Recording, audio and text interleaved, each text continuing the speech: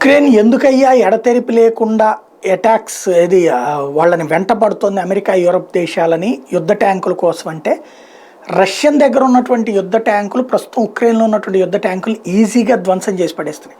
హోవిట్జర్లకి సంబంధించినటువంటి అత్యంత పవర్ఫుల్ అని చెప్పుకున్న వాటిని ధ్వంసం చేస్తూ ఉండటం వల్ల ఇప్పుడు లెపార్డ్లు ఆమ్రోలు ఇట్లాంటి అడుగుతున్నటువంటి పరిస్థితి.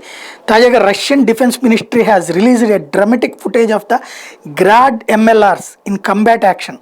In the video, the Russian multiple launch rocket system can be seen destroying a Ukrainian D-20 Howitzer on the front line. The Ukrainian stronghold was first detected by Russian UAV and then a targeted artillery strike was launched on the enemies. This comes as Russian forces made steady gains in the Donetsk region. ప్రధానంగా Donetsk రీజియన్లో ఎదురు దెబ్బలు తిన్నటువంటి Russia ఎదురు దాడి పర్ఫెక్ట్గా చేయగలుగుతుంది అన్నటువంటి విషయం వీడియోల సాక్షిగా చూపెడుతోంది ప్రపంచానికి.